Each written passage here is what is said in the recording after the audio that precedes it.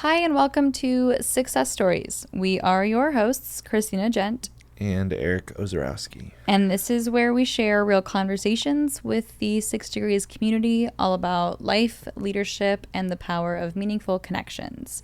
Today, we have a team member join us who moved to San Diego last fall and joined our team in January. She's a runner, a leader, a creative, and fun fact that we learned is she plays the violin. Sami Patel is the director of events and sponsorship for 6 Degrees, aka Sami. In this conversation with Sami, we talk a lot about running. That's a passion that her and I share.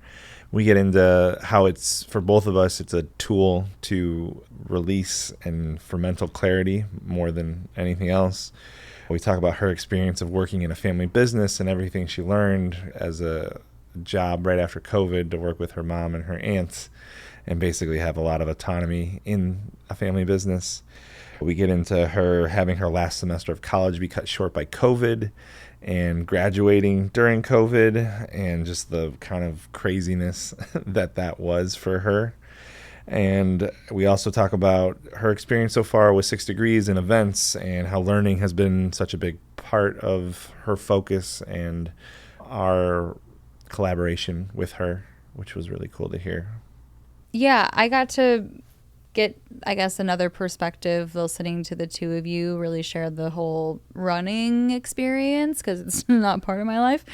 So that was really nice just because I've really only heard from you a little bit of what that is for you. So even just the two of you being able to bond over that was cool to watch. And then just learning a little bit more. I mean, a lot of the things that we've talked about with Sami just over these last several months, we've got to just dive deeper into on this episode and learn more about. So please enjoy this episode of Sixcess Stories.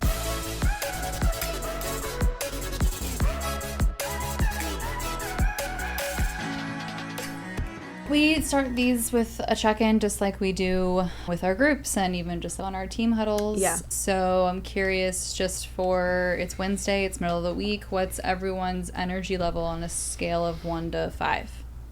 I'm probably like a 3 right now. Sure. I was out You were out late? A little late last night. There was extra innings. Extra innings of the Padres game. That's exciting. Yeah. Except they lost. Did we win? Oh, okay. Yeah. Well, not as exciting. Not exciting. It is a bummer when there's extra innings and then the team that I'm And then you cheering lose. for loses. And it's like, oh, Yeah. was it worth it? That is tough. So yeah, I'm probably about a 3. Okay. Energy-wise? Yeah, I'd say I'm at a 4. We have so many events this week that I'm excited about. And switching my sleep schedule has been knocking me out. So Yeah. it's been a bit of both. But yeah, I'm feeling like a 4. I'm Yeah. feeling good. Awesome. I think I'm at a 5. I'm definitely riding the high of like gaining a new member today. Oh, yeah. That was awesome. Yeah, I think just that has elevated my energy. And then Rudy, he comes in tonight. He'll be here pretty late, so we'll have a late night. Eric will have another late night ahead of I him. need a nap. Might need a nap. Yeah, I hate probably naps. probably a nap. So that's also really energizing, just knowing that we're going to get to see him at least for a little bit tonight before we all That's call good. it a night. So yeah, Yeah. that's where I'm at. Well, yeah. So let's dive into. I mean, just starting from where you're from, and I mean, you already alluded a little bit, started the conversation about even just like soccer and cross country in high school, and so just obviously sports being a big part of your life, but Yeah. we just want to get to know just you a little bit more. I'm curious for even just like the very beginning, like what did your parents do? Like when you were growing up, what did they get into? Well, I was born in Santa Cruz, so I'm actually born in California. Oh, I didn't know that. We moved to Boston, when I was 3. Okay. So I consider myself a Massachusetts East Coast person, but we were always coming back to California for my childhood, so I know California pretty well, and it's very familiar to me, and I've always loved it.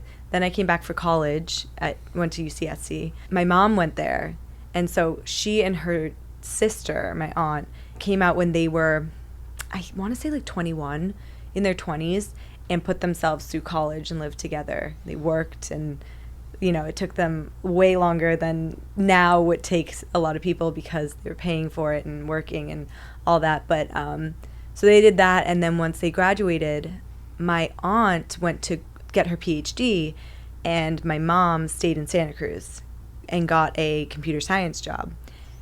And my dad was in computer science, but oddly enough, that's not how they met. He got a job out in Santa Cruz. It was like a Friday. He lived in England. It was a Friday. They offered him a job starting Monday. And they said, if you can fly out to California and start on Monday, you have the job. So he flew out there, and they met playing beach volleyball, actually, out there. So that's how they met. They lived there for a while. My sister was 9 when we moved, so they were there for a while. Moved when I was like 3. And so, yeah, I grew up in Mass mainly. And soccer was my dad's life, still is. So that was a huge part of my life. Yeah, is he excited about the World Cup? Yeah, very excited. This is a big summer. And we've traveled a lot based on like Euro Cups and World Cups. So we've gone to see some and like some of the Euro Cups. So that's been really fun. But yeah, soccer is always a big part of my life. And then I got pretty injured my junior year of high school, pulled my muscle pretty bad and played on it. It got worse. And so my senior year, I quit and joined cross country, and I had no pain from that. And so that kind of sparked my entrance into running a little bit. My sisters were already running marathons pretty early on, so I was very intimidated by that, but I started small and was running in college. And yeah, so that's kind of how I got into running. So you were running, you went to college, like you went to No. scholarship? No, definitely not. I was not like that at all. I'm not like the fastest runner. Yeah. But it kind of got me more interested in running. Sure. I definitely enjoyed it, exploring areas and stuff. And then when in Santa Cruz, it was so pretty to run on the water. And it's one of my favorite ways to go, like, see a city, is to just go, like, run 3 to 5 miles through it. Yeah, because you can cut through places and you can see a lot. And then it's a really, that or like if I could be on a bike for people that don't run, like, but to be on the ground and just like kind of in it is a really cool. I did that in Boston. I just like ran through. It's fun. And it was, I was like, oh, I feel like I saw the whole thing. It's not that, it doesn't feel that big. Small city. Well, if I remember correctly, because, Sammy, you also don't listen to music when you run, or you do? Sometimes I do, sometimes I don't. Okay. So I went through, like, a period of time where I really didn't. It was actually because I didn't have headphones. They all broke. And I was like, you know what? I'm just going to run without them. This is, like, a few years ago. And I loved it. I just started loving running outside where it was quiet and just my thoughts. And I do love running without music. I know you mentioned, Eric, that you like running without music. Yeah, but usually, so nice. No, most of the time I don't. Lately I have been. There's times I will. I remember like when I was in Chicago, for some reason it was like a mental thing. I felt like it warmed me up when it was cold. Yeah. Listening to music, you felt like it warmed you up? Yeah, Oh, that's so my big headphones honestly would keep my ears warm. And then sometimes at night, it's like if I need like an extra like little bit of juice, like I'll throw on like some pump up music. Yeah, right? it's like, I think that sometimes it's so fun to listen to music. Sometimes it's so cathartic not to. Yeah, so most of the time I don't. Yeah, it's really nice. And I love listening to just the outdoors. If I'm outdoors, I want to like hear it. I could literally never imagine like the thought of going for a run. First of all, the thought of going for a run, absolutely not. But then to not have music and just have to, because the thoughts of like, oh, if I just trip and like whatever, the things that you guys were talking about earlier with like the race part of it, that would just be me just to be like, I want to be done now. Can I just trip and fall?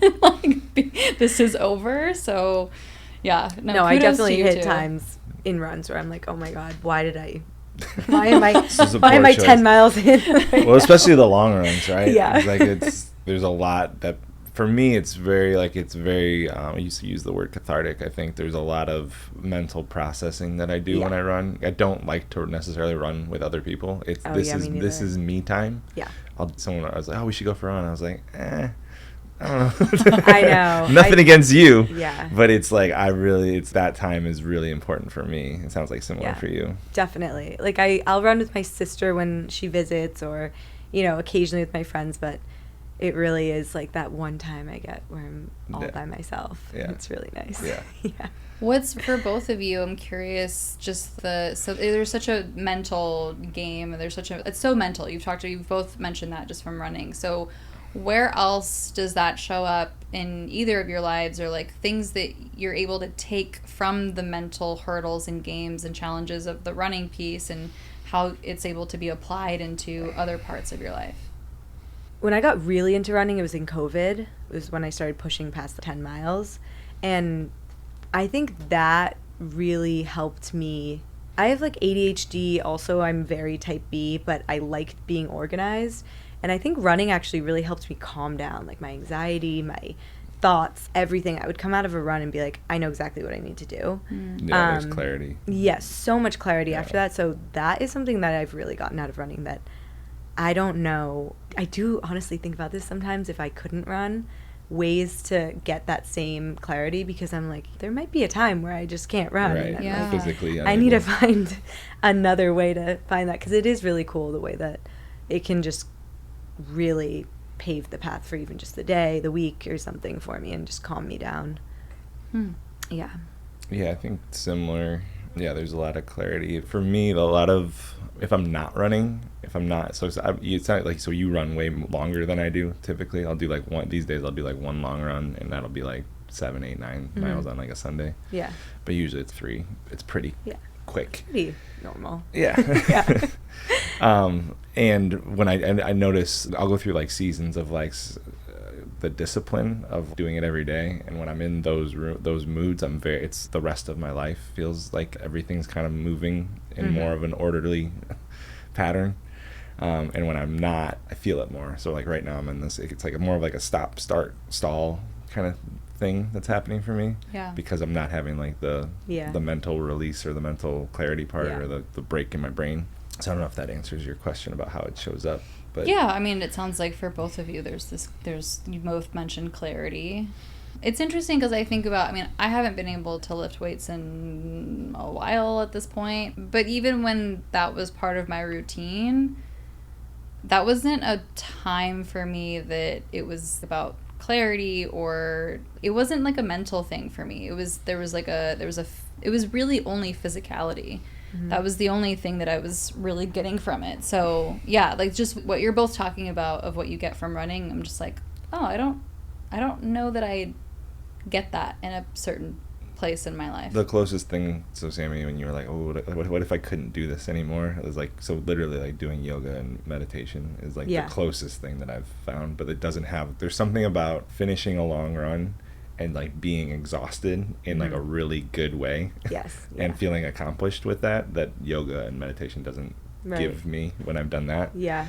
Even like walking, like going on a long walk doesn't do that. There's like the exhaustion part of like doing heavy lifting, like doing something hard and physical. Yeah. There's something to that, but it's like a different piece. Yeah. Right? Yeah. It's really interesting. But I'm just like, yeah, I don't know that I get that same do you find like you have anxiety on a day-to-day?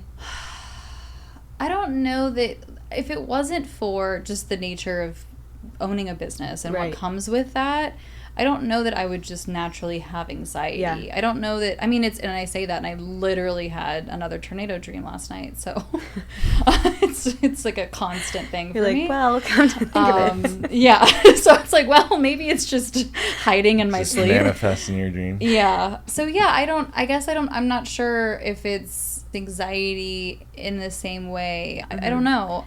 But now, just in this conversation, I'm really, really curious about where I can have some of these moments of the clarity that you're both talking about. Yeah. Yeah. Well, the only reason why I say that is because I really found that one of the things that actually motivates me with running as well, I think, is my anxiety. I think I have such extreme tension in my body sometimes, and like what meditation can do and yoga and stuff is that release is mental, physical, and because I have such extreme anxiety, I've always had it, that feeling is so extreme for me of the release. So maybe for you, you don't need that extreme release sometimes if you don't have this underlying anxiety. Sure. And I don't know that, but that's all I know about my anxieties, because when I feel that release, I'm like, wow, I feel like a different person. For sure. Yeah. There's so much to like health in 2026 is literally like, how am I eating? How am I sleeping? Am I exercising? It's like, there's so many just basic things that for me, when I have anxiety, because I definitely have like depression and all that stuff, if I can get up and just go for a walk, like that will help it.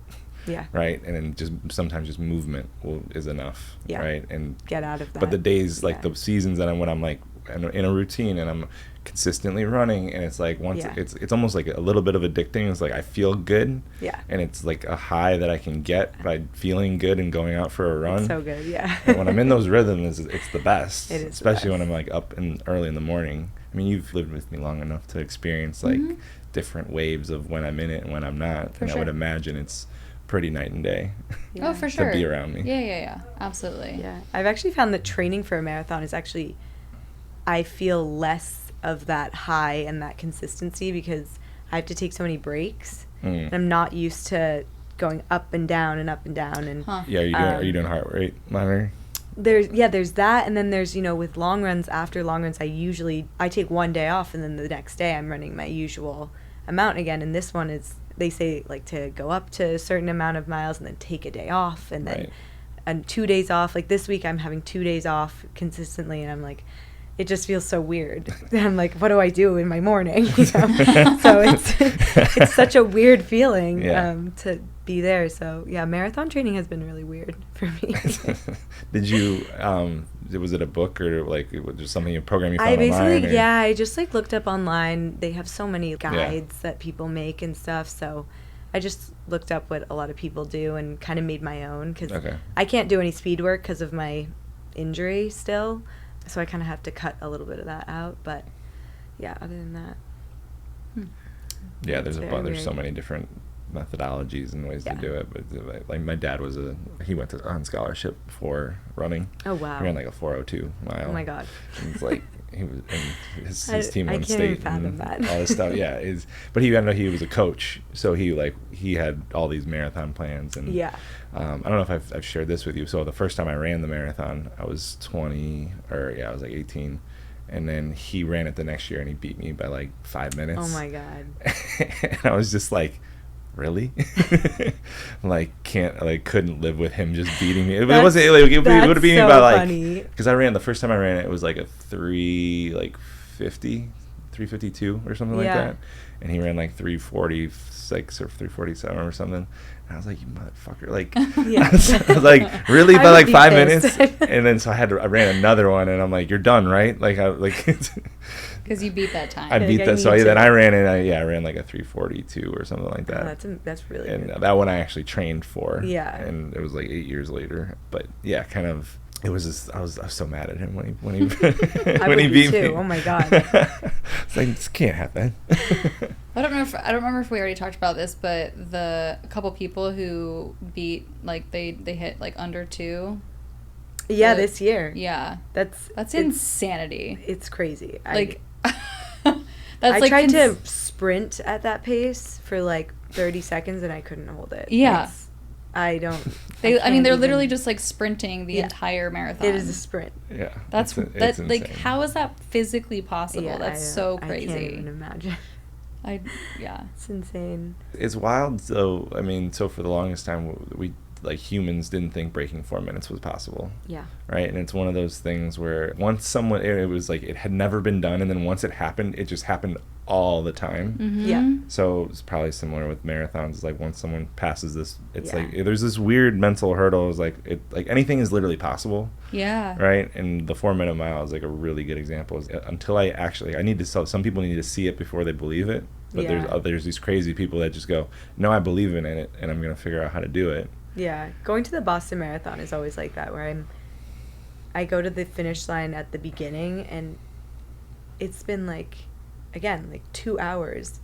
I'm like, I would be barely halfway through my race, and you're finishing. I can't even imagine that. Yeah, no, the people that are there, it's insane. So many just great metaphors for life, right? So just the fact that, okay, so there's comparing myself and other people and what they're doing in the race versus what I'm doing in the race. And at the end of the day, like, are we all getting across the finish line? And then there's, like, Eric, what you just brought up of, like, this isn't even humanly possible, right? And there's so many times that we feel like this goal, this achievement, this whatever isn't possible, and then we watch someone break that, and it's like, oh, I can do that. And our brains just like really, really trick us into thinking that it's like that can never be done. Right. And it can.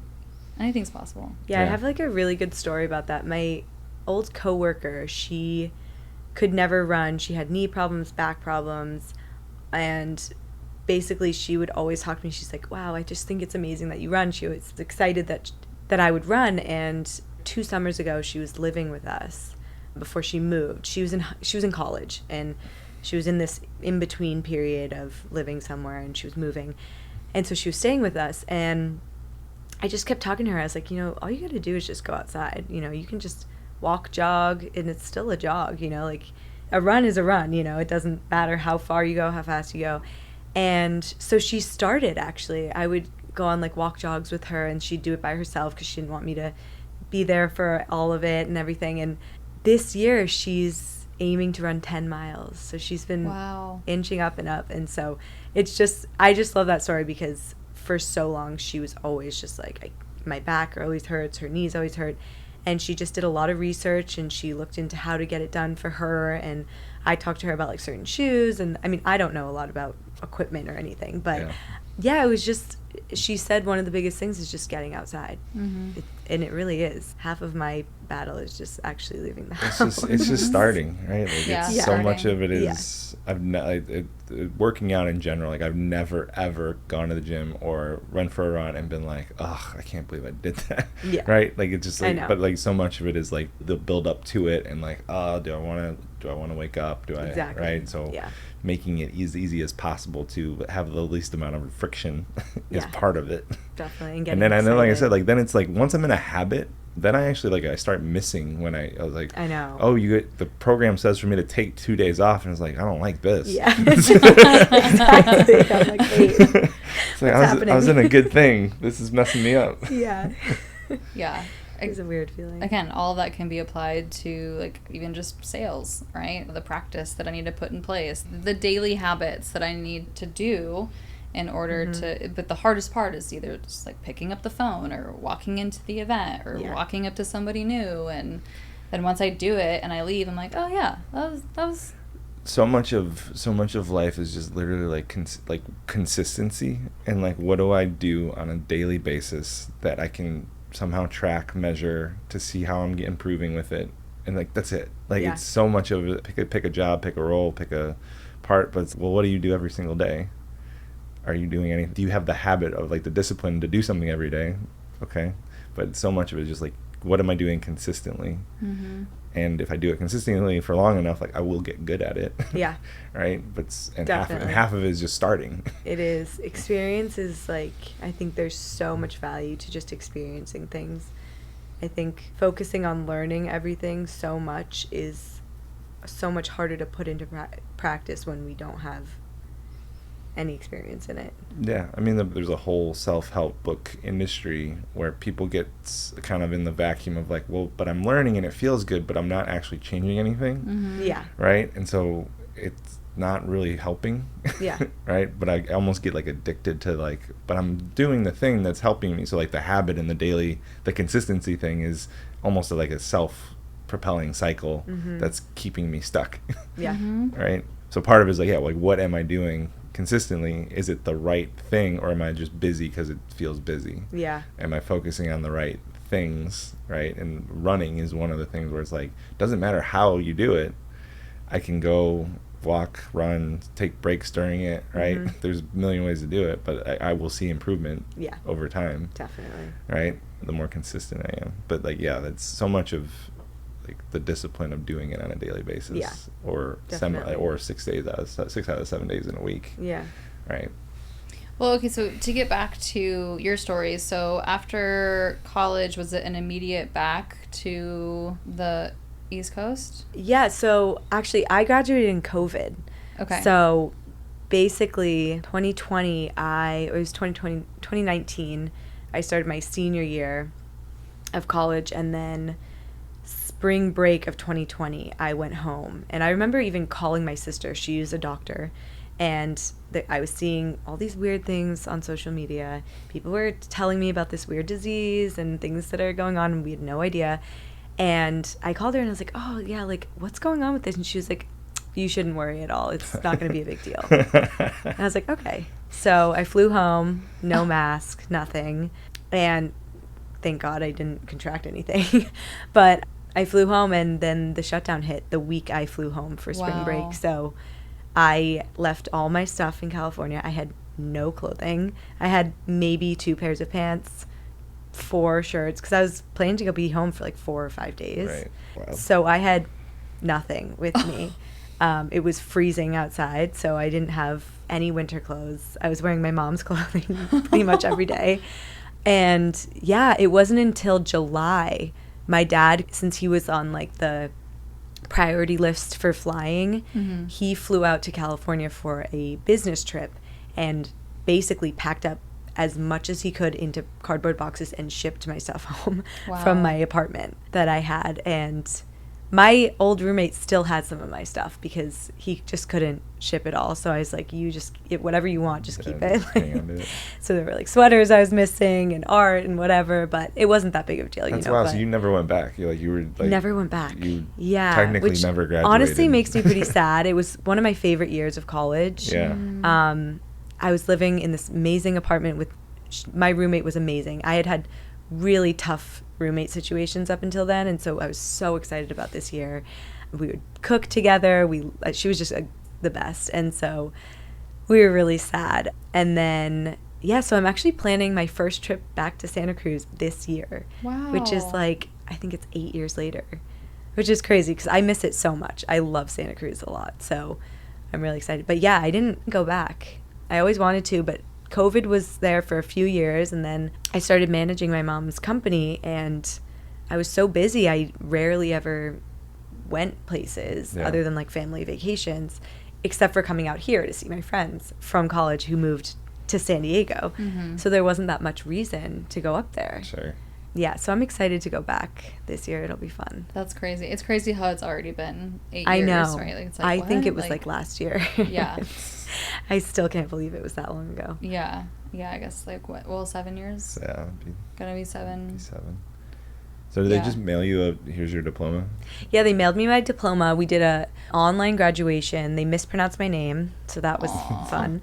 But it was actually really fun. My grandma was living with us, and it was my sisters, me, my dad, my mom, and my cousin. And so we had like a backyard clam party. We had steamers, we had lobsters. Okay. We were all Such just an hanging immigrant. out, and they put a computer up and just read my name wrong. But so it was a lot of fun. But yeah, it was so weird because I also think about it, even just work-wise, I fell into my job. You know, Right. my mom luckily had her cafe, her granola business with my aunt, and it kept me out of the house because I would go there and bake and work. So that was really great. I think I was super lucky in COVID to have a place to go. What was the initial start? Did you ask her if you could start working with her, or was it the other way around? So a year before that, the summer before that, I had quit my lifeguarding job, and I started baking for them. Okay. I was their baker. I was their scone baker, their granola baker, and you name it, I would bake it. So that's kind of how I got involved. So when I came back, I started baking and then just trickled into the kitchen, and basically just I loved it. You know, it was so fun. I love customer service. I love baking. I love all things service and hospitality. You guys know that. Yeah. So yeah, I kind of just fell into it, and then I just took on more and more roles.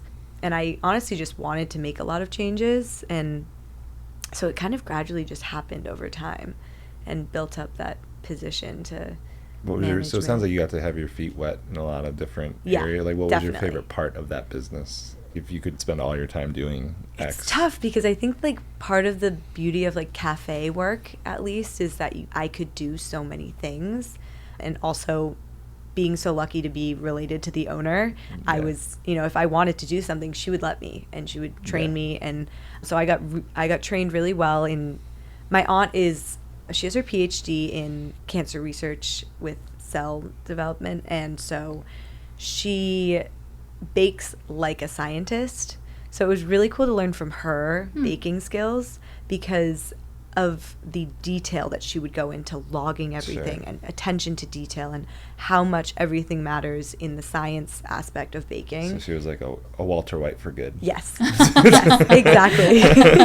She really, like, people always, it was funny because a lot of people would actually question her sometimes and be like, why do you own a cafe when you have your PhD, you know, and you could be doing so much more. And she was like, this is, like, it's science. this Like, is the baking best thing to science. me. Yeah. And she's like, I'm putting my skills to work, and she challenges herself every day. And you know, it's just something that happened, and it's just life, you know. Yeah, that's And cool. so she loves it. My mom loves it. But yeah, so I was trained there. They are not business people, but they are very hard workers. So Yeah. I think I really learned how to work hard from them. Yeah. They taught me hard work, definitely. So that was really cool. I got a few years of escape from the house during COVID, and learned a lot. And then, yeah, so that was how I got to that position. You mentioned your sisters a couple times. Where are you the youngest? I'm the youngest, yeah. Yeah. What's the age difference? So between- my oldest sister's 33. Okay. She lives in Boston with her husband. And my middle sister is 31, and she lives in Poughkeepsie in New York. Okay. So not super far. It's like a 3-hour drive, so pretty accessible. It's beautiful out there. I love Yeah, it. yeah. It's so pretty. She used to do environmental law in a way, writing grants, and now she still writes grants, but she does more community-based urban planning, so with the Parks Department, and creating more sustainable and environmentally friendly park systems and laws and stuff like that. So it's Okay. the back end. Very cool. Nothing that anyone really sees Yeah, ever. yeah. That's cool though. Yeah. Hmm. Yeah, Like, really this park cool. is green because of her. Yeah. Yeah, the plants are surviving because Yeah, of the all plants are, this. yeah, there's no invasive species because she's, you know, looking into that. So yeah, she does a lot of the back end of that. And my other sister's a doctor. She worked for Boston Medical, and now she kind of still works for Boston Medical, but for like a private practice. So she's in family med. But yeah, so that's what they do. What do they think about you being out here? They love it and they hate it. Yeah. Because they always want to. My sister has a daughter, so my niece is turning 2 this year. That's been really hard for me and for her as well. yeah. So we try to call at least a few times a week, but she's always like, you need to come home. You know, she's like, when are you coming home? Aw. Because yeah, she's got. I mean, they get old so quickly. Yeah, It's- we're kind of going through something similar with. So my sister has 3 Yeah. now, 3 and so 5, 3 and 1, and or 5, 3 in a couple months, 6 months maybe, and same like I'm like, how are you 5 already? Like Yeah. it's gone by so Oh my fast. God. Yeah. Right. Like and Yeah. a part of me is like I need to be around more. I need to make Yeah. time to be more available, make more trips. Like in between calls, sometimes she'll pick up a whole new phrase now, and I'm like, Yeah. "Oh, you can talk? I mean, no, you can yeah, talk." at 2. Like, when did this happen? Because I would always ask my sister, I was like, oh, so wait, especially with her first, I was like, so what's the next like milestone? What's the next Yeah. thing that you're like, and yeah, like, okay, they're walking and they're talking and they're diapers and And then it's in a matter of minutes. Like, Yeah. I can't even believe the amount she's changed. I mean, I went home in April for like a weekend, Yeah. and she could not put together a full phrase, and now she's just like a little chatterbox. And I'm like, Like, what it's the been like hell a month. happened? 2 to 3 is a really fun age to just Yeah, watch. I'm them. excited. It just gets better and better. So Yeah, especially I'm as an like excited. aunt, uncle, like that. Oh my that God, it's- yeah. You get all the fun. Mhm. And then they start to cry, and you're like, okay, Yeah. you can take care of that. Yeah, go back to the parents. Think you need the diaper Yeah. change. Yeah, get all the benefits. Yeah, it's really fun. So what did bring you out here originally? So what you obviously It's kind of crazy. I basically was coming out to visit my friends every year, and I loved it out here. I got to know the area pretty well, and I made a lot of friends out here. And yeah, I think I felt like I was missing California a lot. Mm. And part of me wanted to go back to Santa Cruz, but because my friends are here, I had just more of a pull here because they live here. And so yeah, the whole ongoing joke we had was that I was always like, I'm going to move here next year. And this was over like 5 years.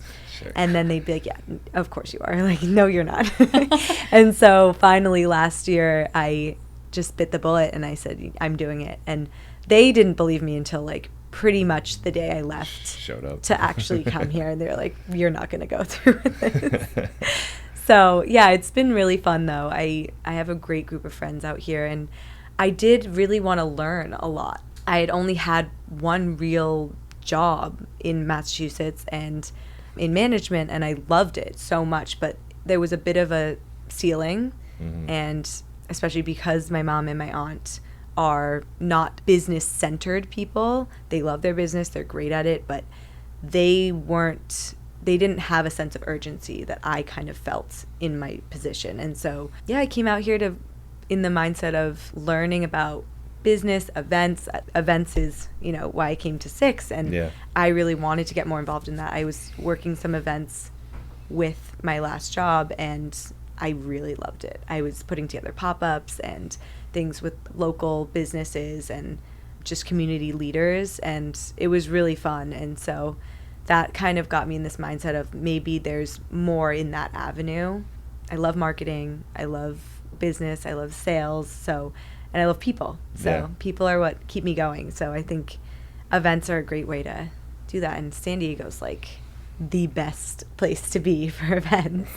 So yeah. Well, the weather's always great. With the weather, yeah. That's the part of it. I mean, how can you not all year round? And we've had like 2 or 3 times where it's like the one day that it rains is like on our holiday party. No, literally, it's like that pouring rain last year. It's just that, and luckily that was all inside. The entire event was inside. There was one that we did here where we had this entire front patio thing that we were gonna do So we literally had to, I don't know if it was halfway through the event, we literally had to completely change one of the entrance room that everyone came in. We had to turn the whole thing around and move everything around, and it was wild. It was just such a wild, and it was all because it rained that one day, and it didn't rain any other day in November, but on the day of the holiday party it did. Yeah. And we even had, I remember Eric spent so much time we had these little, basically just like a floor plan that we were handing out to people on the way in, so people could know like, oh, like this is where the whiskey station is, and this is where, right, just to know like where do I go, because this venue, there's multiple rooms. There's a lot of corridors and stuff. Yeah, so just to have an idea of that. And so we had, 250 of those printed out, had to basically just toss all of them because we couldn't use them because it completely changed with the outdoor piece. And then the next year we were like, we're going to do another outside thing. Hopefully it doesn't rain. And it worked out and it was fine. Yeah, that was fine.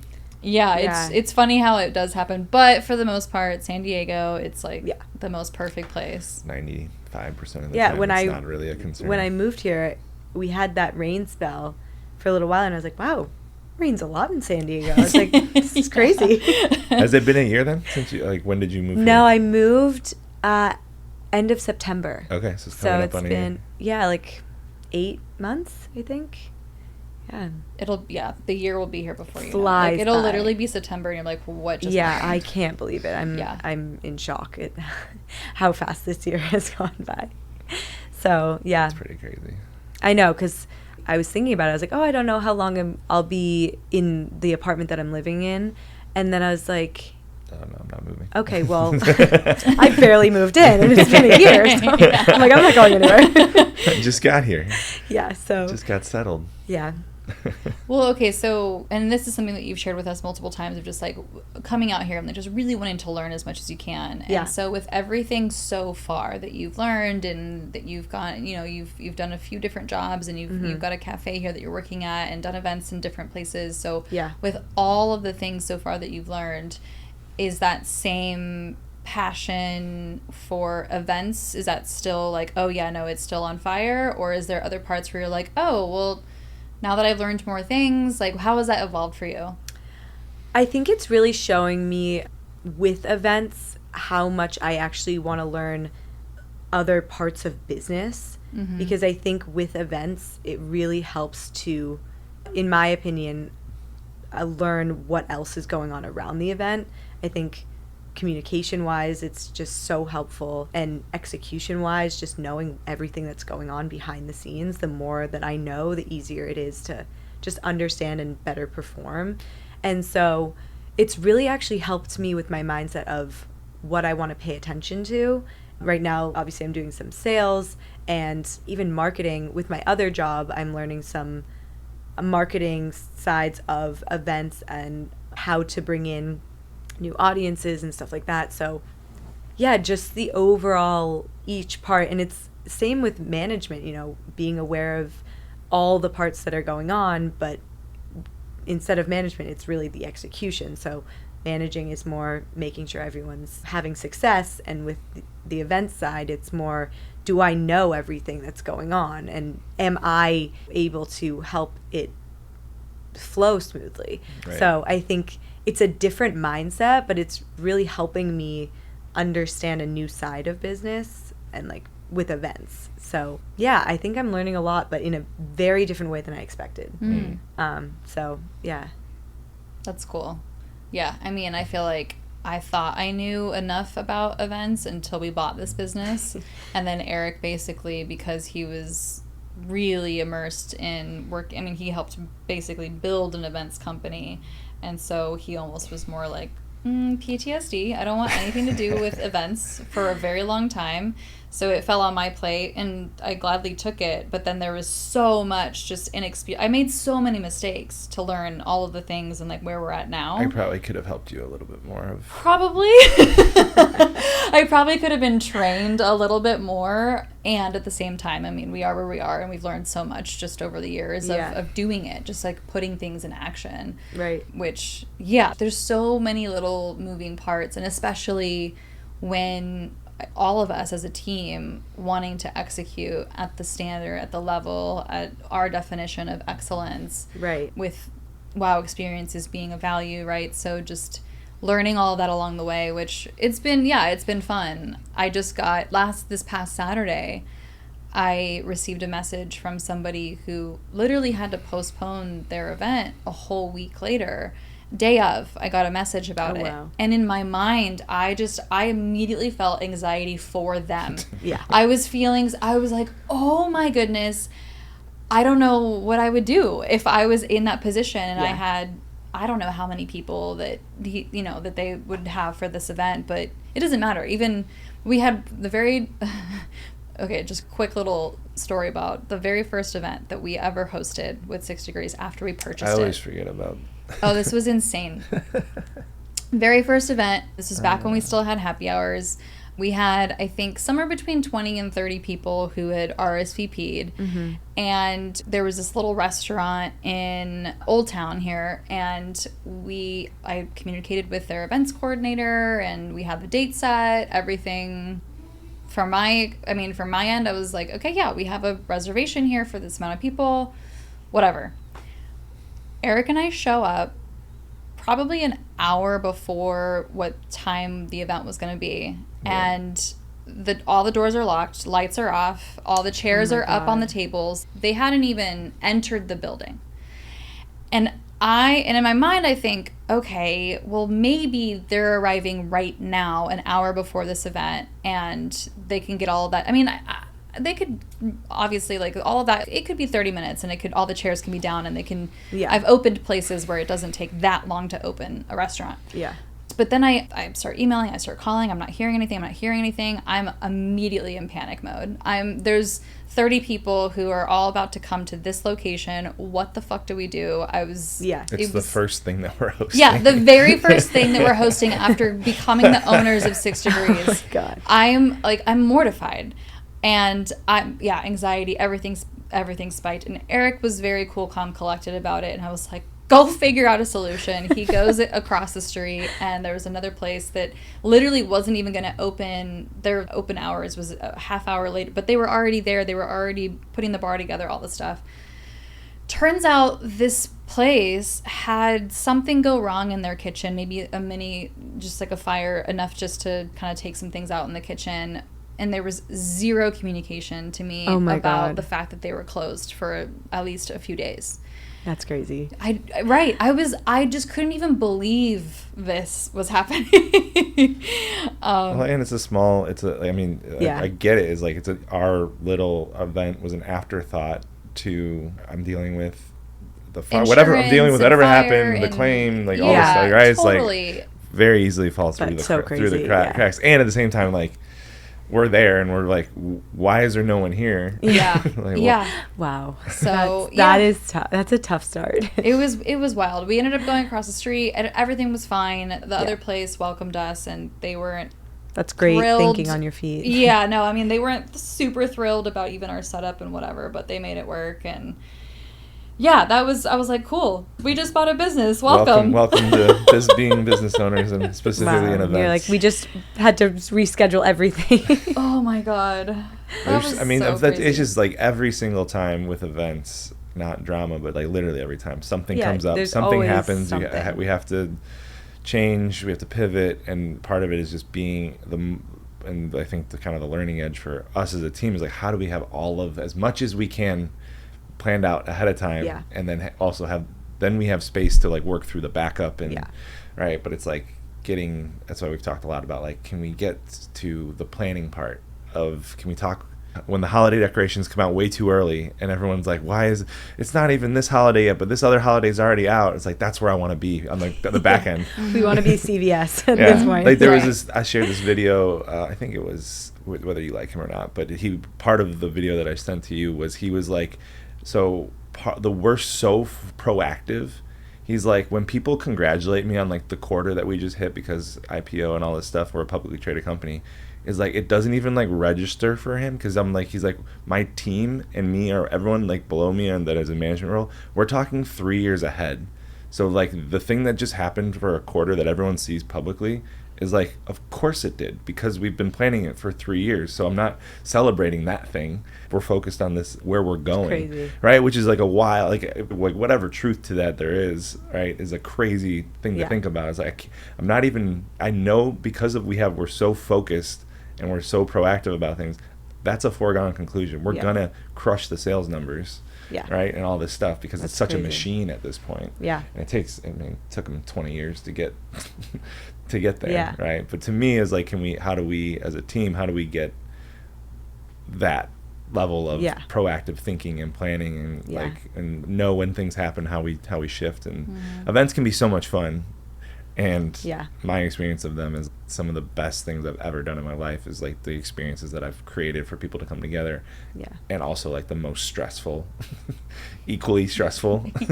That's why something that you guys have really helped me learn is how important establishing relationships is as well, in just even the simple emails that we send, initiating a conversation, finishing an execution of an event, whatever it is. That relationship is so important, because down the line, when we think about planning, if we're planning, next year's all of the dinners or, whatever it is, having those ahead of time planned, we now can have those established relationships and say, oh, we want all of these booked out, and how important that is, because down the line it makes all the difference. Yeah. And relationships I learned this from, it's ironically the event company that I worked with, but it was like, relationships are everything. So who I partner with, the vendors that I work with, how I treat those people and the companies, and that all matters. Yeah. Right. And especially coming from hospitality, it's like, I need to do this in a way where there's even opportunity for us, like from a partnership standpoint. It's like, when we have a restaurant that we love, is how can we be an amazing partner for them, where someone goes, oh, like, I love when 6 Degrees comes, because obviously, like, okay, we make some money, we spend, like, it's beneficial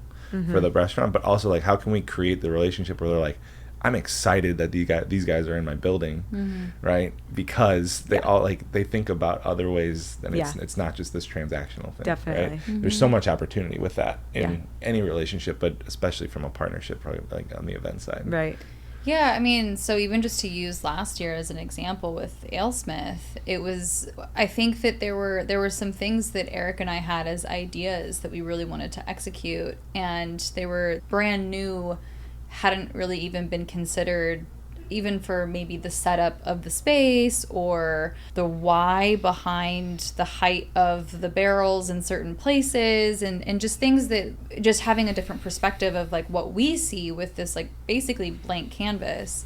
And one of the coolest parts about how that all ended up was the staff there would they told Eric and I, like, you guys really opened up our minds into even just the number of possibilities that we can do here and how we can use this space and how we can really create this like wow experience that we've had through you all. And so that's really cool. Like, what a win for us as a company, right? So like when Eric's talking about like the excitement of like, oh yeah, 6 Degrees is back, right? How can we make sure that everything runs smoothly? And also, we've opened up so much for like how they can even monetize on their events. It literally inspired their staff, right? Yeah. Like that was That's a really like we were hanging out with them after like this event was, we have ideas and we're excited to kind of roll out, whether that turned into the ideas that they talked about, like the inspiration behind it. Like we even had that here when we would, so the first couple of years at Mic Drop, we would come here and like working with Casey and his team, like they were excited to, I was like, oh, 6 Degrees, like I want to work that. Right? The people are awesome, right? Like, so there's a cool thing that kind of can naturally happen, again, when you take care of the relationship, build the relationship, treat people like people. Right. And take care of everyone.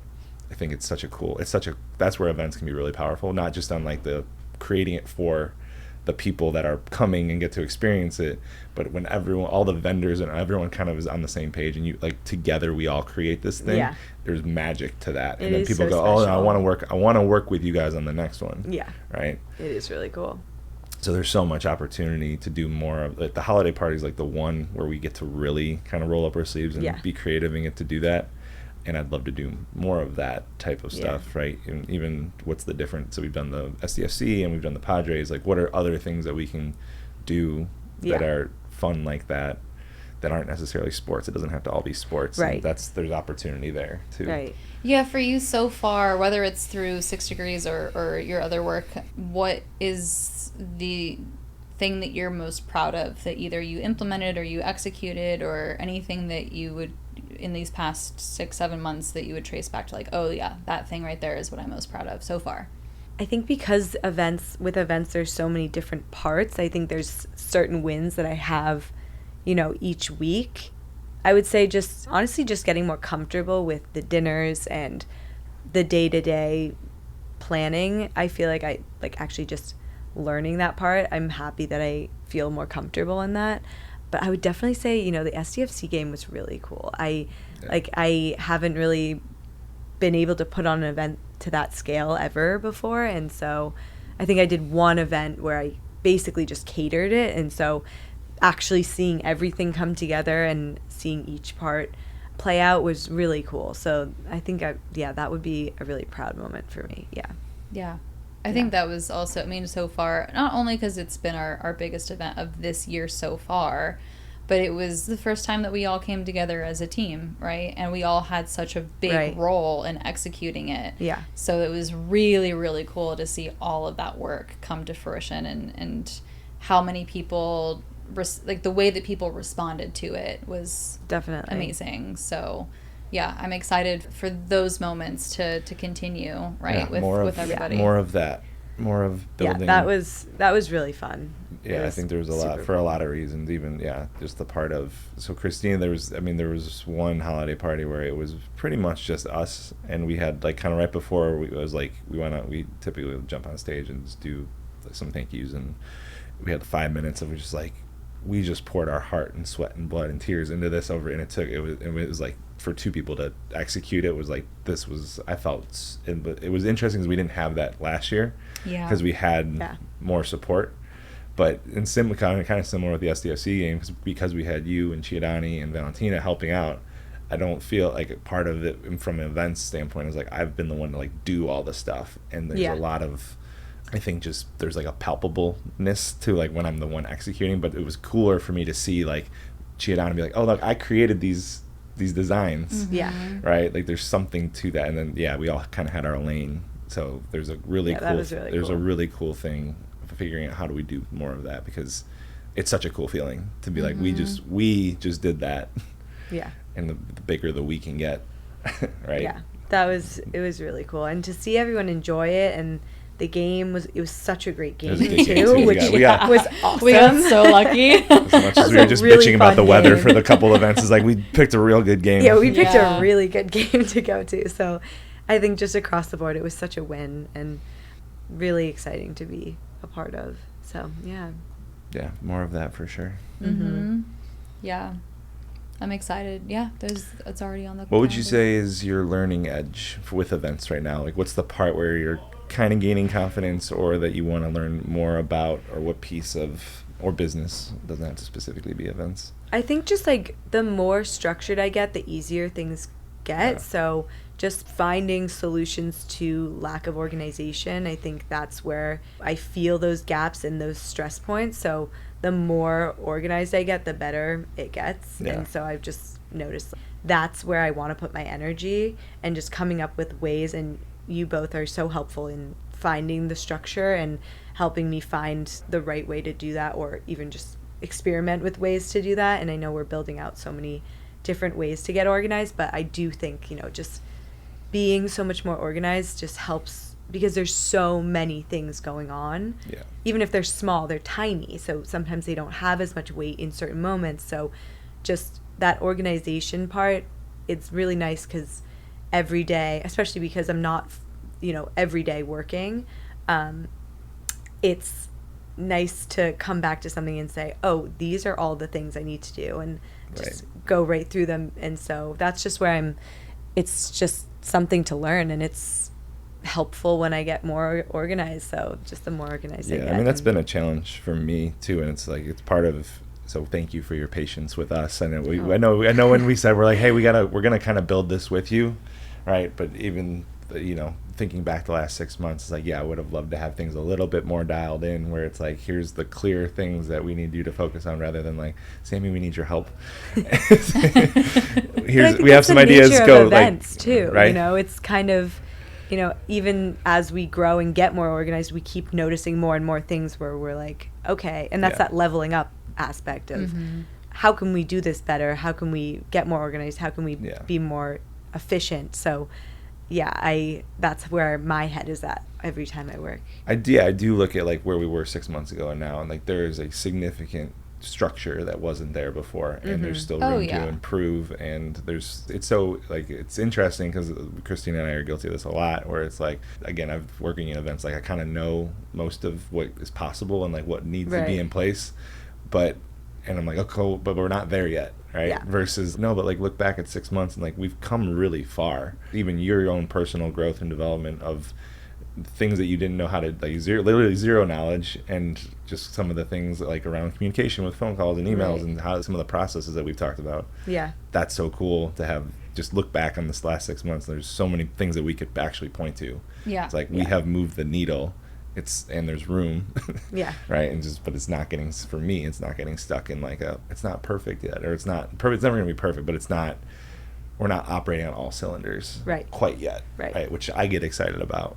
Like, yeah. When we step away from the actual, we have to get it done. It is motivating to think, oh, we do have this opportunity to do so much. And so it's just that mindset switch of like, okay, how can we get that organization? And like that's where I think of in my focus day to day is, how can I get more organized, because next week that's going to help me 10 times more. Right. So and that's how we get to 3 weeks out. It's actually not planning 6 months ahead. There's probably two ways to do it. It's either, how do I just keep going like 1 week ahead, 1 week ahead, 2 weeks ahead, 3 weeks ahead, right? And it just keeps getting, like, that's something that we've talked about with this podcast. It's like, it's might not be like getting all of these things in the can. It's like just incremental baby steps towards it.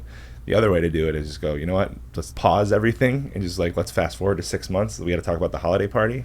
That's what we need help on. Yeah. Right? There's kind of two paths to do that. I think definitely even that shift of our conversation has been, I think, helpful. Like, these are the things that we need to start doing, rather than like, there's all of these things coming up.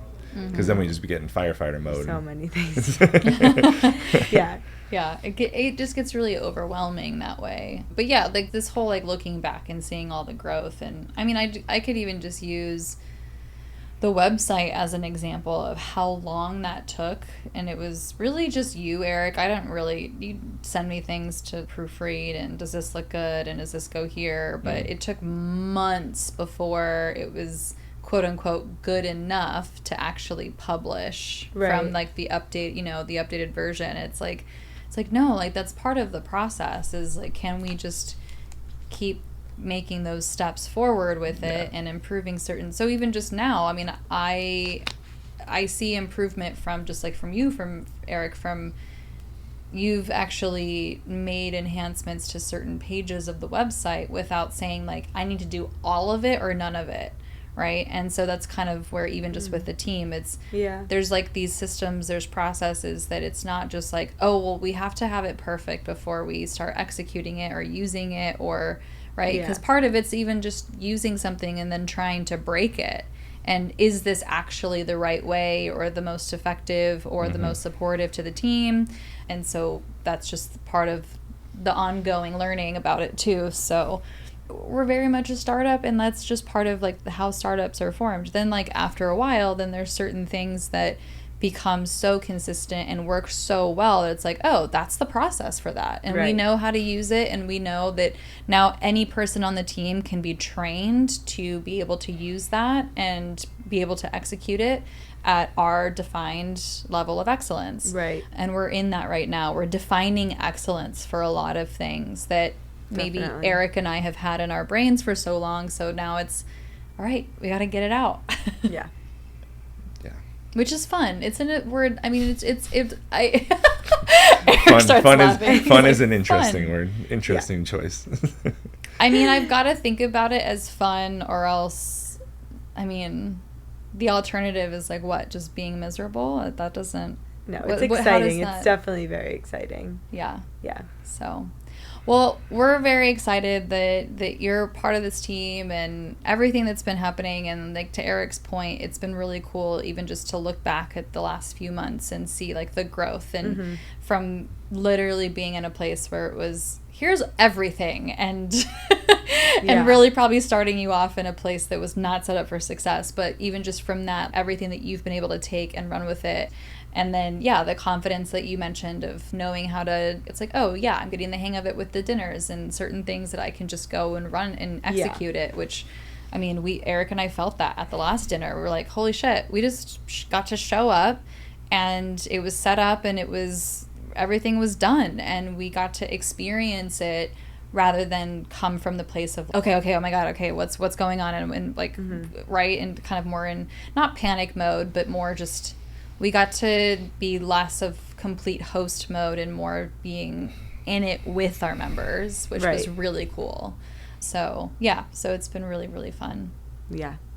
Eric, what's a reinforcement for this conversation? I think specific to events, what's one thing that each of us are most excited about, like in terms of growth, for what's the next step for each of us to grow in the event space for 6 Degrees? Sure. I think there's two things for me. One of them being, it goes along with being ahead, but also just knowing who to contact. So just how to contact, who to contact, and really just being able to do that all on my own. So I think we're building that out, which is exciting. And so I'm just more and more excited about being like, okay, I can just handle this, don't worry about the communication side.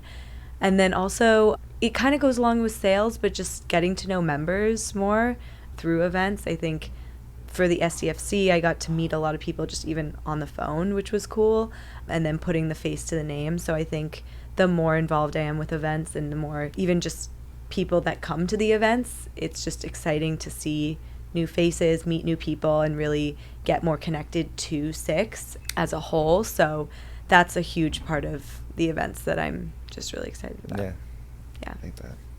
I think for me, it's just continuing to work on communication skills and really even just I think about some of the asks that I have or some of the ideas that I have and how do I get better at communicating like what the actual need is. Or Eric, you and I talked about even just on the way over here, sharing the why behind even maybe the importance of a certain task, or the why behind why is it this vendor versus another, or right, because I think so much of sharing that why is helpful for each of you as the team to go like, oh yeah, definitely. I understand why this is so valuable or so important to our level of excellence, and defining level of excellence in as many places as we possibly can.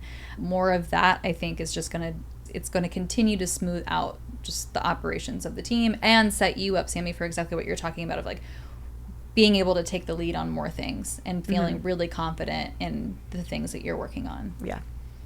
Yeah, I think for me, I'm excited to figure out, Christine and I talked about this a little bit, but like one of the things that I want to make sure that we're consciously, actively doing is how are we celebrating the team, and like what are the ideas that the team has for us to do events. We're really good at events, so what's the team version of some of this stuff?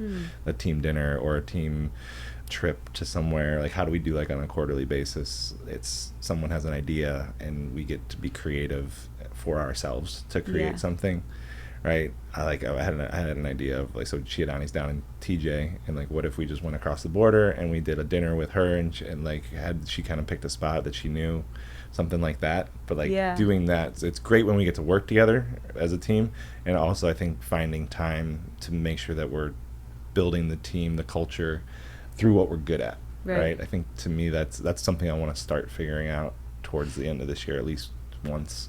This year's flying by, it's already halfway over, right? And that's something that I'm sitting with, is like we're really good at being intentional with events, and I want to make sure that we do that for the people that are on our team, right?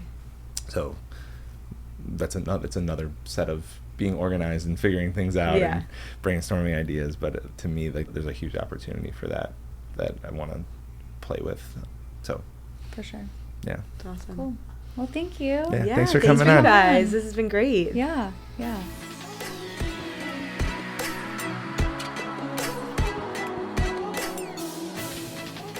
It was really cool of you to make it to Sami's race. Yeah, I mean, it worked out. And I've been on the other side of running a marathon and having someone I wasn't expecting to show up at a mile marker that I wasn't expecting, and it's very helpful. Yeah. So just the extra little. That's a little extra juice.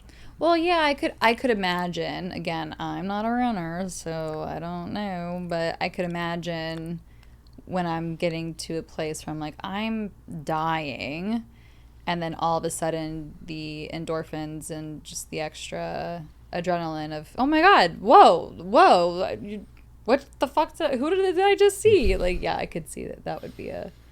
Yeah, so I mean, it's a very easy and a very simple, small act that goes a long way, I guess. Yeah. Right? Yeah. I found a point in the race and the map, and it was definitely isolated. It was like this whole little U-turn.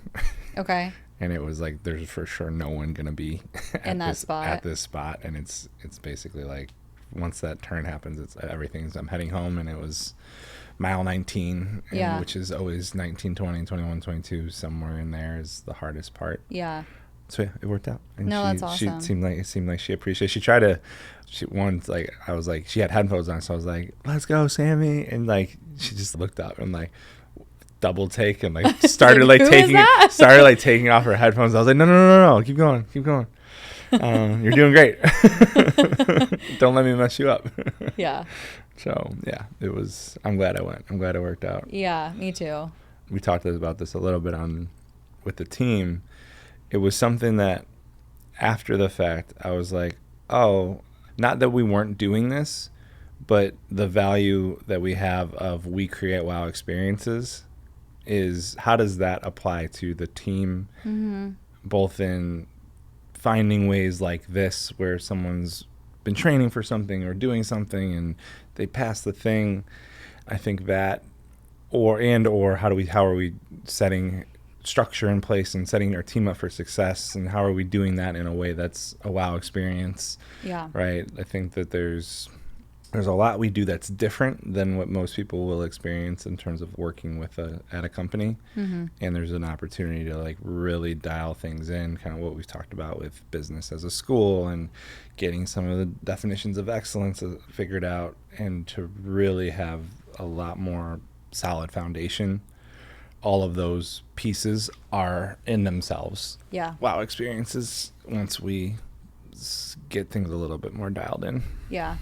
I love that. And it's to your point, it's not necessarily something that I think we've completely missed by any means. There's just ways to create more wow experiences for the team, for each other, as you were talking, I had an image in my head of how cool when a team member will approach either one of us and just be like, hey, Valentina and I were talking, and I know that she has XYZ coming up, or like she really wants to go to a certain whatever the thing is, and it's like, I really want to be able to do that. Can we make that happen as a team? And I'll be like, hell yeah, that's so cool, right?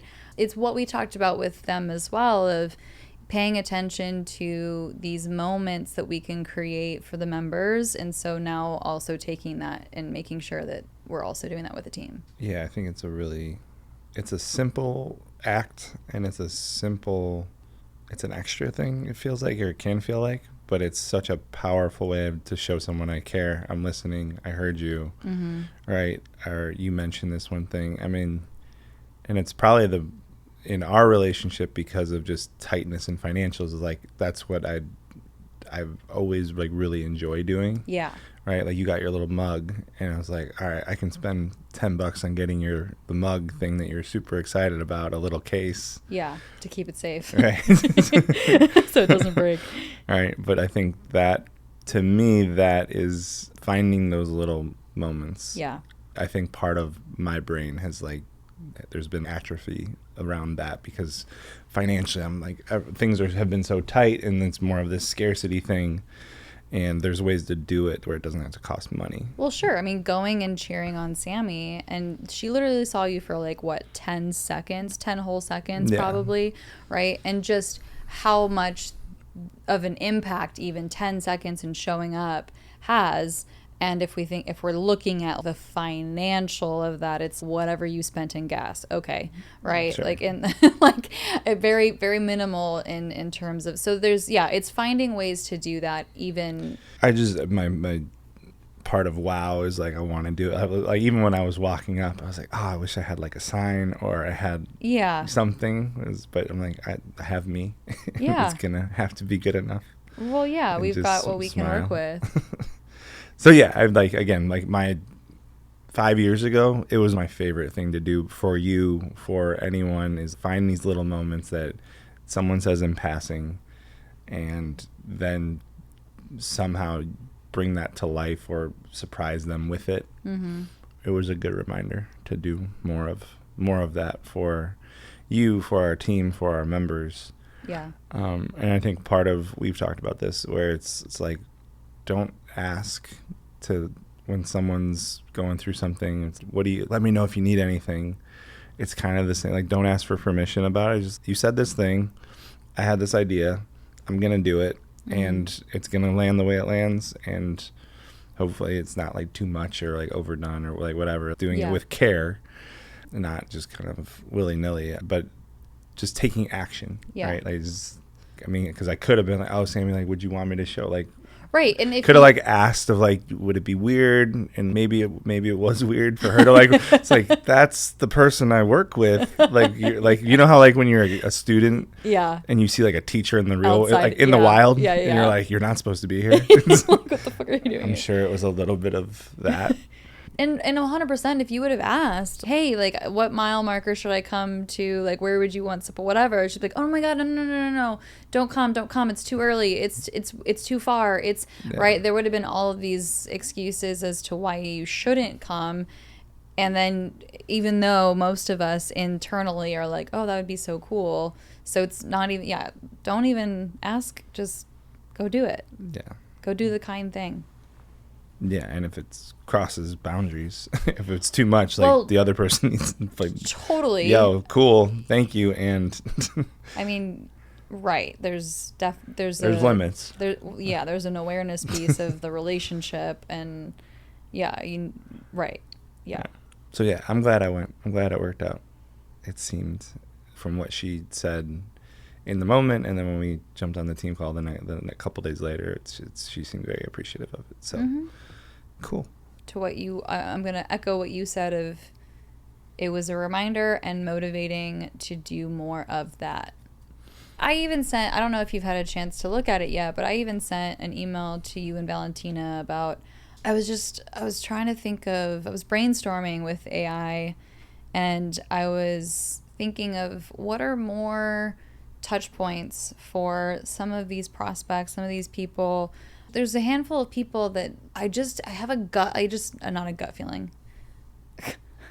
Gut feelings are good. No, I know, but it's a gut feeling that I can actually define, though. Like, I guess it's interesting because we're gonna go off on a tangent about gut feelings. It's probably, honestly, a better conversation.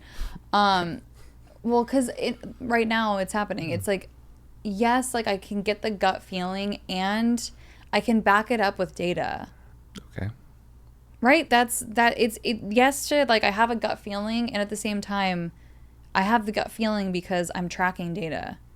Say more about a specific.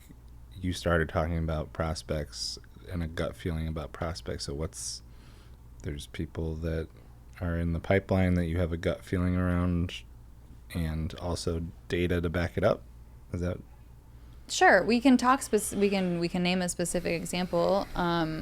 And it's the conversation that you and I have been having when people have talked about what's the trait that I look for, and it's authenticity, and they name it as a gut feeling. So yeah, so there's people that I've had conversations with that maybe have already given me a rejection of some sort, or a not right now kind of scenario, or pushback, and I feel that there's a mutual benefit with that human, right? Like I'm like, I know from our conversation, and so the data of actually seeing how well the values are in alignment and how they've already shown up as a leader from what I've been able to see and witness, right? And so it's like, that's not really data though. So that there's a story. The way I'm hearing it is, so we have values, and there's values alignment based on my experience of this person. That's not necessarily data. And then the way that they're showing up as a leader in your experience is a story that they're telling you, or an example that they're giving you, but that's not necessarily data. Well, isn't the data in the how many questions they asked in our conversation, data, and eye contact, and right? There's I'm not naming the data in this moment to not have all these specifics, I guess, was what's missing from this conversation. But that's what gives me that's what tells my gut the feeling, right? Is I'm sitting here in this conversation and they've brought up values 6 times already, or whatever it is that I am tracking. And so those moments I can leave that and be like, oh, wow, my gut tells me that this person would be wonderful in 6 degrees. And I can name it. I could say like it was a gut feeling, or I could say, well, okay, the gut feeling, and it's backed up by eye contact, asking questions, bringing up values, giving me an example of leadership from their team. And then within that example, I can at least track drama triangle or the lack thereof, right? So I guess like that's what I'm getting to. Sure. I mean, so yes to everything that you just said. And part of what I'd be curious is some of the challenges that we've talked about is, so you're meeting that person, these people, and I'm getting a no, or not right now, or whatever the version of that is. And what I heard you just say is, this person would be wonderful in our community. So what's in it for them? If that's so there's values alignment. I'm tracking everything that you just said, and if in my head I'm just going, you would be so great here, but if they're like, well, I have all this stuff already figured out, like, what do I need to be part of your thing for? I'm wondering if that's actually missing in the conversation that's happening. What's the problem that we're solving, or what's the benefit that I'm getting, or what's the right? Just even though I'm just noticing the language that you said, this person, there's values alignment, they would be a wonderful fit for us more. Yeah, because I'm talking about us in this scenario, and I'm describing somebody who I'm trying right now not to get hung up on the result part of it, and getting so maybe brought down by someone saying no, And at the same time, there's just people that I've had conversations with recently that I just, because of how strongly I feel like they would be, but that's not that's not the conversation I'm having with them, right? When I'm having a conversation with somebody who is sharing their challenges, I'm thinking about ways that 6 Degrees can support said challenges, whether that's not really having a community of people at all, because that is something that people have shared with me, or it's not having a diverse community. They're very siloed in their industry, or name the challenge. My conversation with that person is going to be different from what I'm talking about right now with you. Sure. I think that if we keep growing with values aligned people, then that makes the community stronger. That supports the members that we already have. So like, I'm also thinking about the members of 6 Degrees and how do we support them as well. And it's growing with amazing people. Yeah. All I'm saying is just pointing out, I have this gut feeling about this person. Here's the data. This is everything that you just said. Here's the data that's supporting the feeling that I have in the gut, that's in what's happening in my gut. And the headline of that is they would be wonderful for 6 Degrees, right? That's all I'm pointing out. What you could have said, or what you didn't say, was like, by them not being part of this, they're missing out, or a different version of. Okay. And I guess, is that the conversation that I should be having with you? Is like, by them not being part of it, they're missing out? Or is that the conversation I'm having with them, which is, that's, I guess, from a sales conversation, but I was not talking about that. We're having two different conversations a little bit. Well, I don't know if maybe, so when I messaged you about like, hey, I really want to have another conversation with you around sales.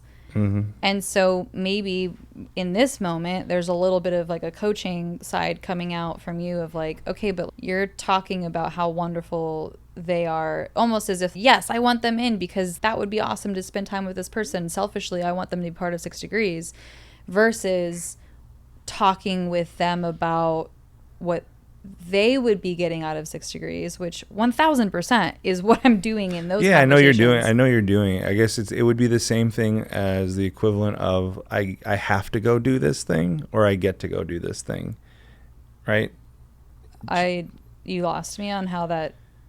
Just the way that you described how the gut feeling and what, so this person would be wonderful for 6 Degrees, for the community, versus some, and I know you're having that's part of the conversation. You're still having this conversation with around like the benefits and the why, and right.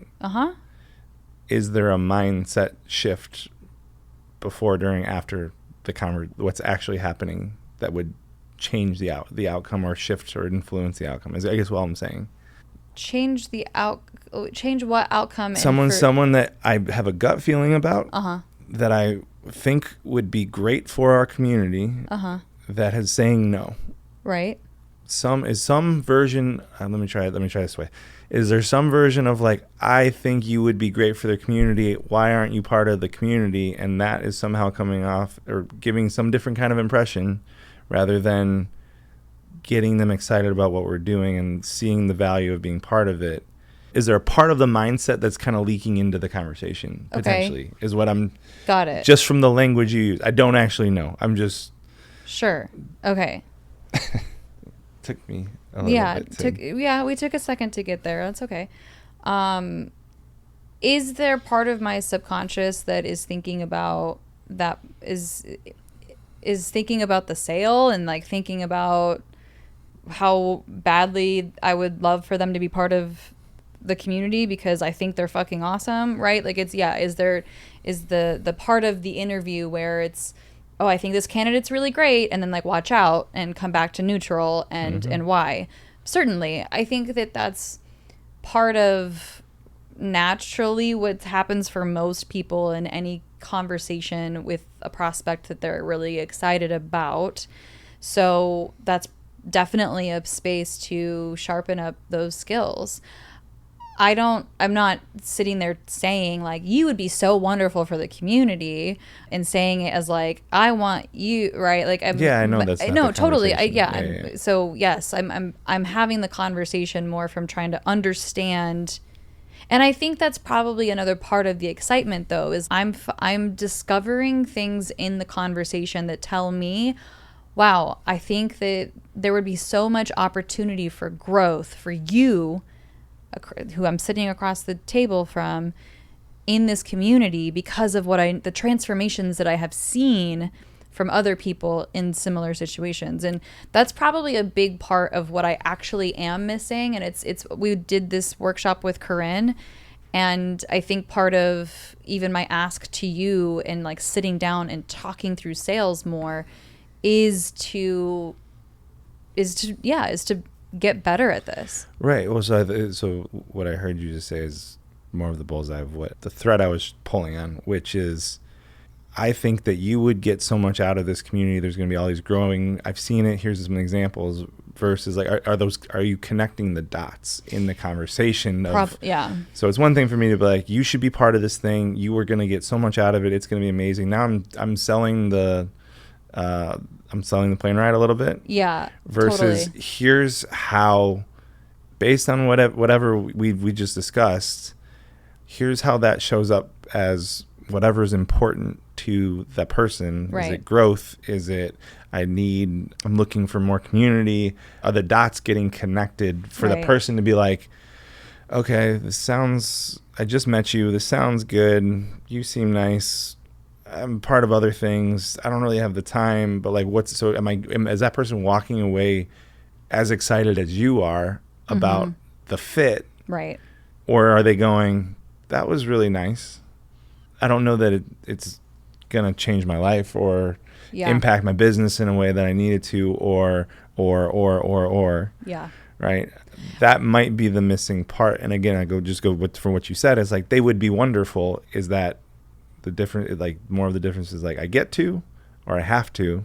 Just the simple flip of that. Okay, you were using that as an example. As an example of like just the simplicity of like the difference between I get to do something and I have to do something. It's a subtle mindset shift. Right. But is that whatever they would be so wonderful, whatever the flip of that, does it connect the dots more is my question. Yeah, I mean, I think that that's certainly a piece that's missing from my conversations, is connecting the dots of, I just heard this challenge, and who's a member that we've already had a success story with that is relatable to that challenge, and being able to talk to that, right? And so then now I'm painting the picture, and they get to put themselves in those shoes and go like, oh wow, okay, yeah, that would be great to see that for myself. Because I look back at my conversations, and it's like, I get really close to, sometimes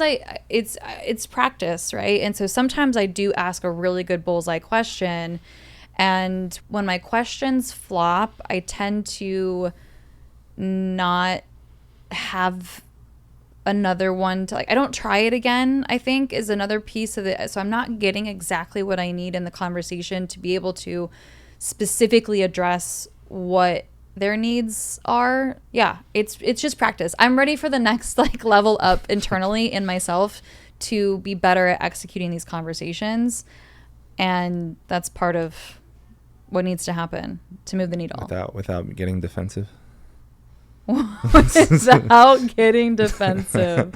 My God. Poll for anyone listening. Have you experienced Christina get defensive since you've known her? Oh, the answer is probably yes. Comment in yeah, please leave a comment on, I guess. Or email us.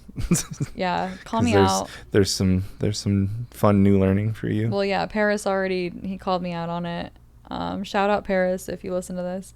And it was so honestly jarring to be called out on it by someone who, yes, he's a dear friend.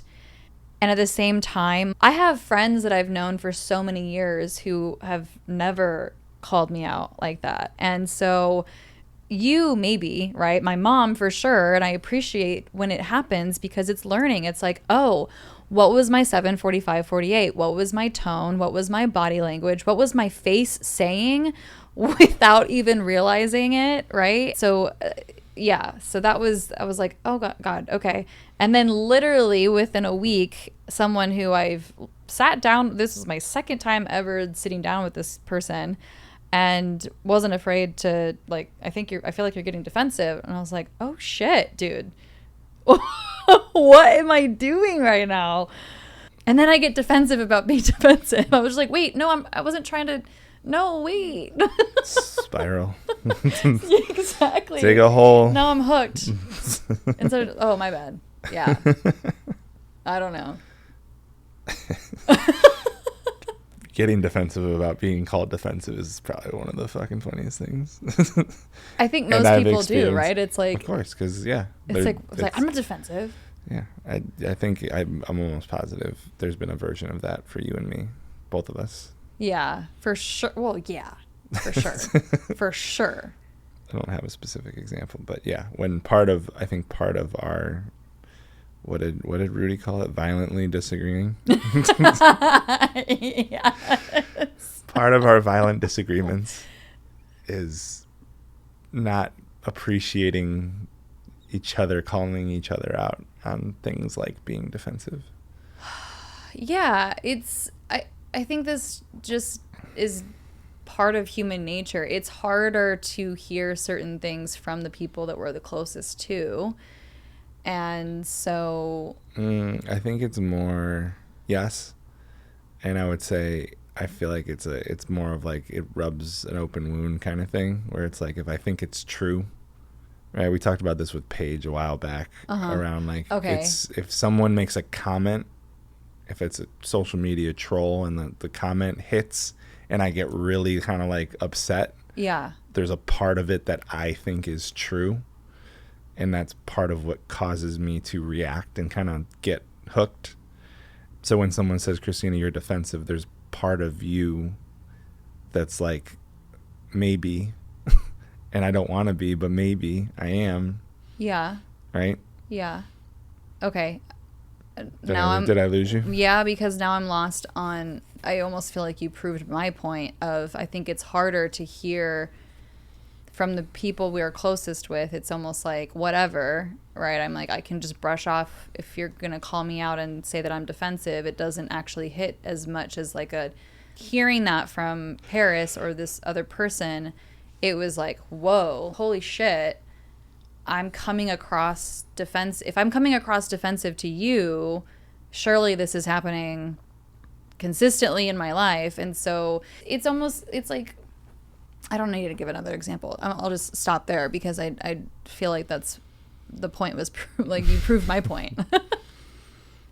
Yeah. Well, I guess, I mean, so sure. How many different versions or how many different times have I said something like that and it just didn't hit because we were violently disagreeing? Right. And right. it's either we're in it so much that it didn't register, or it's me and I see it all the time and you see like just the nature of our relationship. Yeah. Right. It's like the parent that tells the kid what to do over and over again, and then one day like he brings a friend over and the friend makes the suggestion that the parent has been, it's like, well, thank God for the kid that he brought over, because I've been trying to say that for, right? Then there's just different or a different parent comes in and gives a little piece, like there's the nature of those close relationships is I kind of have blind spots or I tune people out. Yeah.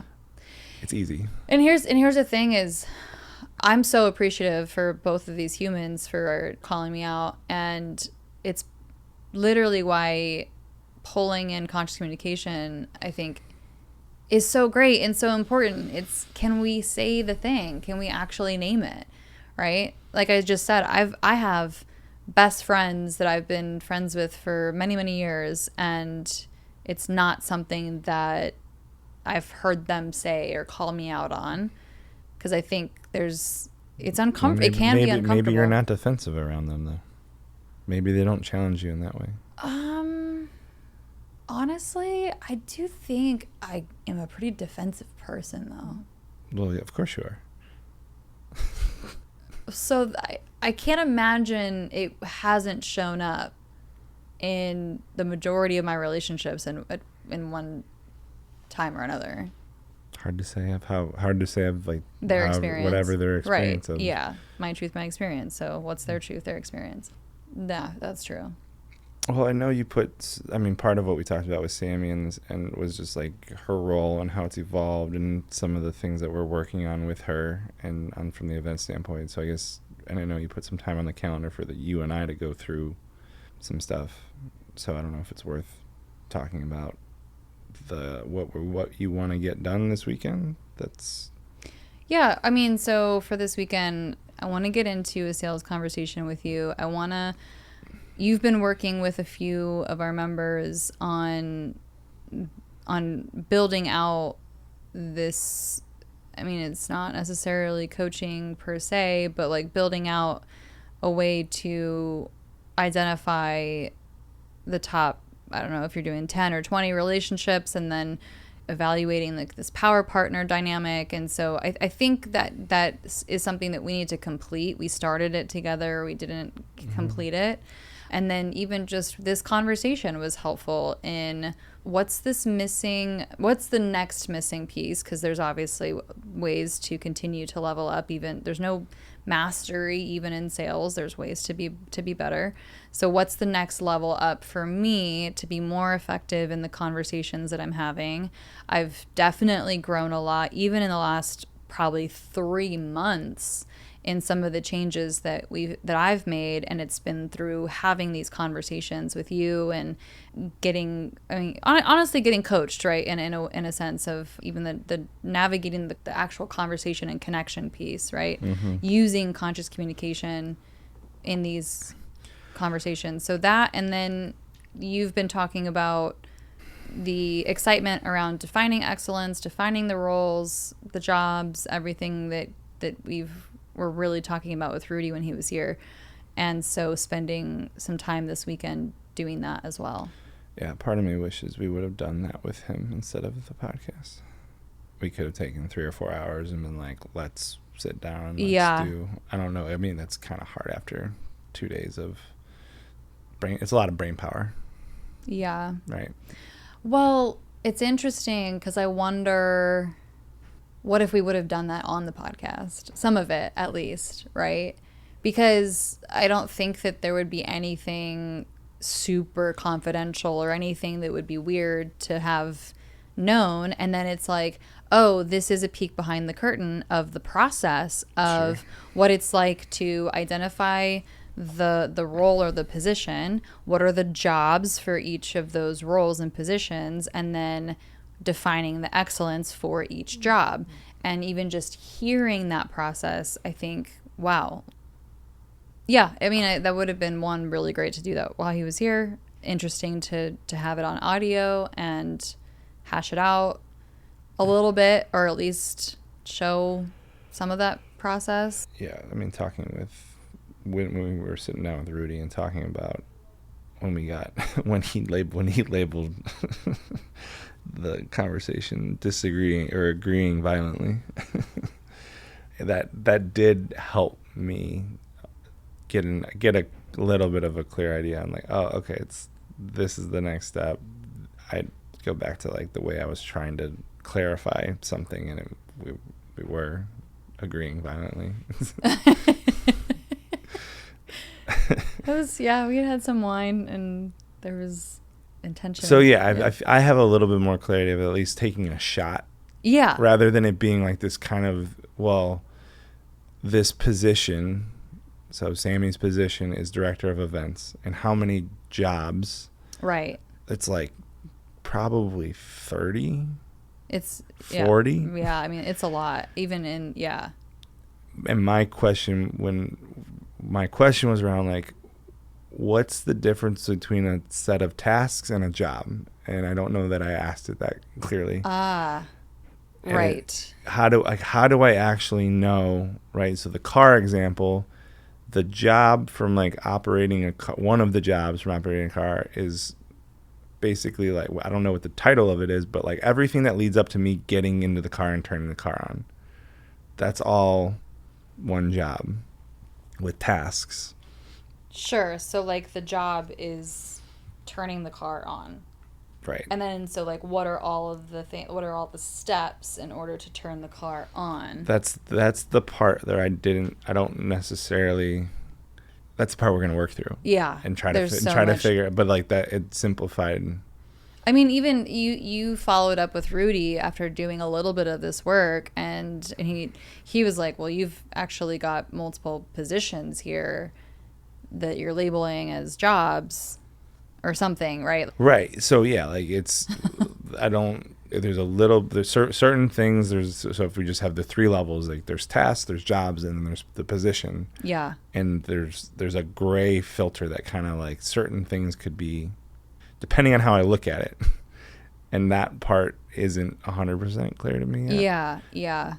So I'd be interested if so I would certainly want to record this so that we can throw it into AI and it can support what we're doing. And so I'm wondering if we had the cleanest, clearest definition of position, job, and I mean, the defining excellence piece, I think, comes later. It's like, first, let's get through position and then the jobs and naming all of them, and potentially being able to have that run through AI and it help us be like, well, based on the definition that you provided me, I would categorize as this is the position and this is the job. Yeah. We'll figure it out. Yeah. I mean, yeah, in my mind, when you ask if there's like an agenda for this weekend and what we're doing, it's let's sit down and let's just start talking about it all, right? Okay, let's take Sammy's position. All right, director of events, and like, let's just break it all down. And yeah, there's probably like 3 or 4 positions just in the events side of it. And all of those have 30 jobs. Right.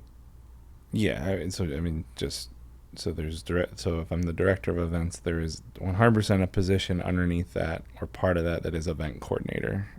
Right? Yeah. Yeah. There's like a day of like just event. Event coordinator. And then there's a day of version of the event coordinator. Oh, it's so crazy. And yeah, There's all of that just lives in both of our heads. Right. There's an instinct, there's a learning that's happened for many years. There's so many things just over time, and so it's actually getting all out. And I mean, I understand why being able to clearly define excellence for all of these jobs, it's like, did this happen? Yes or no, right? Like, it's just like, it's becomes very black and white. Yeah. Yeah. And it can literally be a checklist. It's the next thing. Cool. Well, I'm excited. I'm excited for this weekend and really diving in and doing some actual work on the business instead of in it. And I think just actually scheduling it and putting it visibly on the calendar. There will be violent disagreement or violent agreement. There will be defensiveness. Some people will cry. Some people will laugh. Well, when you say some people will cry, that's pointing a finger directly at Christina. Maybe, hopefully not. I'm Because you don't cry. It's a joke. I cry. Well, not in those conversations. I cry. But I probably do the majority of the time. I get very caught up. I need to breathe. Breathe. Breathe. Breathe. It's important. Put her there, bub. Breathe, bub. Breathe, bub. Put her there. Put her there, bub. Put her there, bub.